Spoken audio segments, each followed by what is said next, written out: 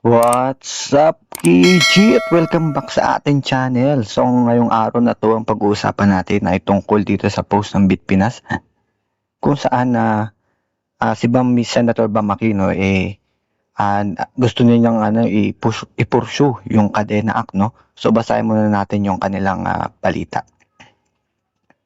Putting the Philippine budget on a public blockchain would be a massive leap for government transparency. So, why is the bill stuck? Senator Bam Aquino is urging the House Representatives to act on the LIDAC priority, Kadena Act, a proposed measure to lag government spending on an unalterable blockchain ledger that remains stalled in lower house committee limbo despite already securing Senate approval. So ito, no, pinag-uusapan lang naman natin to. Hindi naman to para maging political, no. Pero tayo kasi ay syempre pro crypto tayo. So gusto pa rin naman natin na maging transparent pagdating sa mga bagay-bagay na ganito. So kung si Senator Bam Aquino naman yung nagpupursue, lalo na binibigyan pansin niya itong Kadena Act na which is magiging pabor para sa ating mga nakikripto dahil sa blockchain, syempre hindi naman pwede rin na hindi natin sisilipin yung mga mali na pwedeng mangyari. So dito, talagang nakikita natin na may nagpupursu o at least na napapakinggan, no? Yung mga ganitong klaseng concern natin about dito sa Kadena Act, no?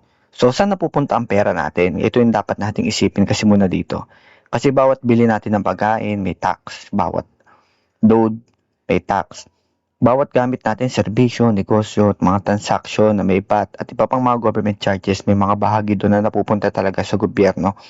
At syempre pag pinagsama-sama mo yung mga contribution ng mga milyong-milyong Pilipino, nagiging napakalaki ng halaga nito. Pero may isa lang naman na simpleng tanong dito paano natin malalaman kung saan talaga napupunta ang pera ng bayan? Hindi lang kung magkano yung budget, kundi kung anong project yung sinabi sa papel na ginawa nila. So, ang tanong dito ay magkano na ang na-allocate, magkano na yung ginastos, kanino napunta, kailan binayaran, at saka tugma ba yun sa records ng totoong nangyari. No? Dito pumapasok yung interesting na proposal which is yung Kadena Act. Ang pinaka-interesting dito, blockchain ang gustong gamitin para maging transparent yung government spending. Pero ngayon may problema. Approve na sa Senate ang proposal pero hinihintay pa rin yung aksyon ng House of Representatives. Dito na nagiging dito na may mga bagay na questionable talaga. Kung transparency naman ang pinag-uusapan, bakit hindi agad ito umuusad, no? Ngayon, pag-usapan muna natin ano ba yung Kadena Act. Ang Kadena Act, ibig sabihin nito, Citizen Access and Disclosure of Expenditures for National Accountability. Simple lang yung idea. Gawing mas madaling makita ng mga ordinaryong Pilipino yung mga impormasyon tungkol sa paggamit ng public funds. Hindi yung kailangan mo pang maging accountant, lawyer, investigative journalist para maintindihan kung saan napupunta yung pera ng bayan. Sa mga Senate discussion kasi tungkol sa mga panukala, kabilang sa concept ang regular na paglalabas ng government budget documents at expenditure information sa mga centralized digital platform. Dito napapasok yung blockchain. Pero syempre bago tayo ma-excite sa salitang blockchain, hindi ibig sabihin nito ilalagay natin yung buong government database sa Bitcoin o Ethereum. Mas importante maintindihan yung prinsipyo muna. So paano muna makakatulong yung blockchain? So ganito natin siya isipin. So, kunwari may notebook, sinulat mo may 10 million para sa road project. 10 million. No? Kinabukasan, pwedeng burahin mo yung 10 million at palitan mo ng 15 million. Kung ikaw lang yung may hawak ng notebook, talagang mahihirapan silang malaman kung na may ibang tao na kung may binago doon sa record. No? Pero kapag nasa blockchain na, design na para magkaroon ng tamper-evident na record, kapag may entry na yung record, properly secured na sa isang blockchain system, hindi na yung basta-basta pwedeng baguhin ng hindi nag-iiwan ng cryptographic evidence o disrupting the ledger sa integrity. Kaya kung government spending records ang ilalagay sa ganitong sistema, mas madaling makita talagang history. Kunwari, noong January, naglagay ng 100 million, no? Pagdating ng February, 20 million yung nirelease. So, 15 million pagdating ng March, no? Binigyan 15 million, pinayaran yung contractor. Kunwari, April, tapos 5 million naman.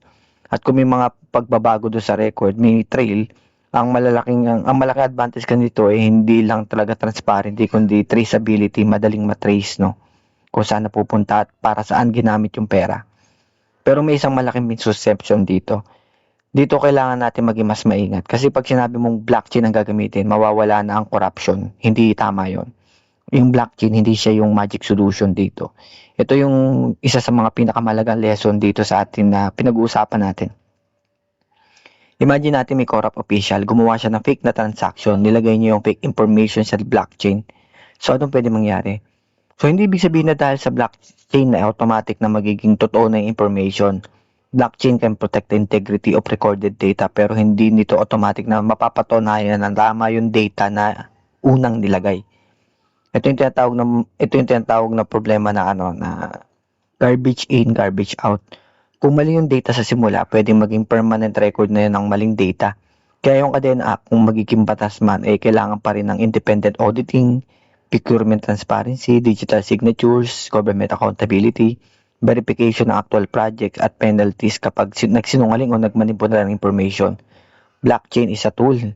Hindi ito kapalit ng good governance. So, ang tanong pa dyan, bakit malaking bagay ito para sa ating mga ordinaryong Pilipino? Siyempre, ito naman, kaya natin pinag-uusapan, ano ba yung magiging benepisyo natin, no? Hindi lang naman dahil government officials ang affected ng budget, tayo yung naapektuhan ng government budget. Halimbawa, may 100 million para sa isang public project. Yung mga ordinaryong mamamayan, kadalasan na nakikita lang nila may project.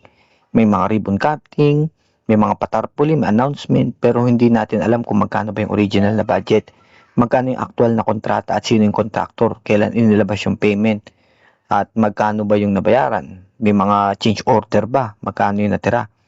Kung accessible yung mga information na yun, mas maraming tao talaga yung pwede magtanong. At dito nagiging powerful talaga yung transparency kasi hindi dahil lahat ng Pilipino ay magiging forensic accountant, hindi lahat tayo magiging ganun, kundi dahil mas maraming mata yung pwedeng tumingin, no, ng mga datas na yun. So isipin mo ang blockchain bilang parang public receipt. Ito ang simpleng analogy na gusto kong tandaan ninyo. Imagine mo na yung government budget parang malaking tindahan. Tayo yung mga customers, nagbabayad tayo. Pero gusto natin makita yung resibo. Hindi sapat na sabihin natin, magtiwala lang kayo sa amin. No? Ginamit namin ng tama yung binayad ninyo. Mas maganda kung ito yung budget, ito yung transaction, ito yung payment, ito yung receipt, ito yung date kung kailan namin ginamit, at ito yung record history.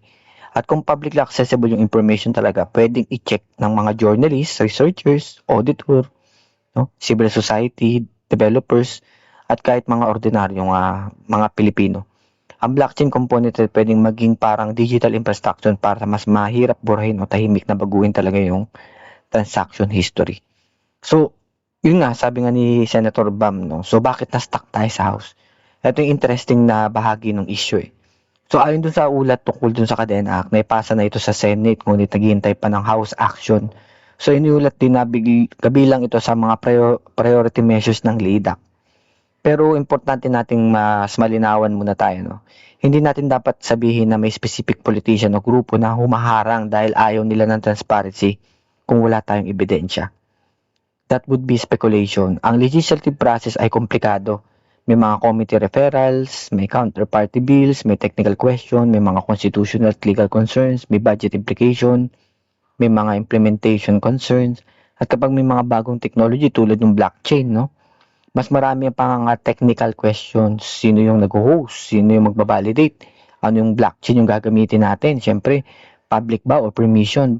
So, paano poprotektahan yung mga sensitive information? Paano natin isi-secure yung government infrastructure? Paano natin i-connect yung existing accounting system? At sino yung mananagot kapag mali yung data? Kaya hindi pwedeng simple lang yung blockchain yes or no lang, no? Ang tunay na debate paano natin gagawin ang sistema na transparent, secure, accurate at legally enforceable, no?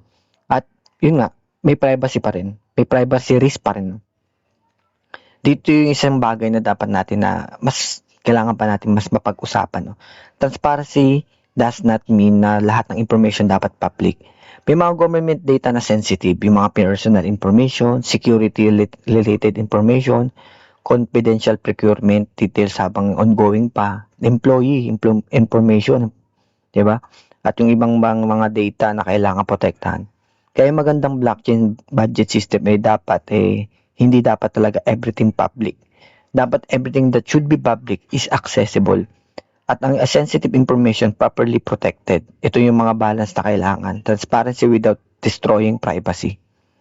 Mas may malaking problema din natin dito. Hindi lang talaga records yung dapat na trackable. Ito yung point na minsan nakakaligtaan natin. Suppose na may government project na may 500 million. Transparent yung blockchain, makikita natin 500 million na na-allocate, 450 million yung nabayaran, 50 million pa yung natitira. So okay. Pero yung tanong, tama ba yung 450 million? At higit sa lahat, tayo ba lahat talaga yung project? Kung ang road dapat 10 kilometers, 10 kilometers pa talaga yung nagawa. Kung yung school na building dapat 20 classrooms, 20 classroom pa talaga yung nagawa. Kung yung mga medical supplies dapat 100,000 units, 100,000 units pa talaga yung dumating. Dito na pumapasok yung combination ng blockchain, digital procurement, auditing, geotagging, documentation verification, at mga public reporting. Doon magiging mas powerful talaga yung sistema. So, bakit interesting itong pag-usapan para sa atin sa crypto community? Dahil dito natin makikita yung mga importanteng distinction. Maraming tao yung iniisip na blockchain is equals to crypto lang, no? Cryptocurrency, pero hindi. Ang cryptocurrency ay isa lamang sa mga application ng blockchain technology. Ang underlying concept ng blockchain ay tungkol sa mga shared records, verification, traceability, at saka mga tamper resistance. Kaya pwedeng gamitin ng blockchain sa finance, supply chains, identity, systems, mga certificates, voting-related infrastructure, at potentially government transparency. At kung magkaroon talaga tayo ng mga government blockchains infrastructure na successful, posibleng magkaroon ito ng ripple effect sa adoption ng blockchain technology dito sa Pilipinas. Hindi lang siyempre dahil lahat tayo ay magte-trade ng crypto, kundi dahil makikita natin yung government at businesses na may practical at application talaga ang technology. So, ang tanong, maganda pa talaga ang kadena? Para sa akin, ang pinakamagandang aspect ng idea, hindi mismo yung salitang blockchain. Ang pinakamagandang idea dito is public accountability. Kung gagamit ang blockchain para mas gawing transparent yung budget, maganda yon. Pero dapat may safeguards pa rin. Dapat may independent verification, dapat may accessible interface, dapat understandable sa mga ordinaryong mga Pilipino. Dapat may mga penalties, dapat may mga audit trail, at dapat may mga malinaw na responsibility kasi useless yung blockchain kung sobrang complicated naman na wala nang mga ordinaryong Pilipino yung makakaintindi. No? So, kanino ba yung budget? Ito yung tanong kasi dyan. Kaya kung tutusin, no, hindi talaga ito purely crypto issue. Hindi rin ito purely technology issue, governance issue ito. Kapag nagbabayad tayo ng taxes, may mga karapatan tayong malaman kung saan ginagamit ang pera ng bayan. At kung may technology na pwedeng makatulong para mas madaling makita, matrail, or matrack ang ma-audit yung government spending, bakit hindi natin pag-aralan ng seryoso? Pero dapat siyempre tandaan natin na blockchain cannot create honesty. Ang blockchain ay pwedeng gumawa ng isang magandang record, pero ang honesty, nasa institution yan, nasa proseso, nasa enforcement, at higit sa lahat, nasa accountability. Kaya yung tunay na tanong ay hindi talaga dapat blockchain ba ang sasagot sa corruption. Ang mas magandang tanong dito handa ba tayong gumawa ng mga government system kung saan mas mahirap itago, kung saan napupunta ang pera ng taong bayan. At kung sagot natin ay yes, then kadena is a conversation worth having.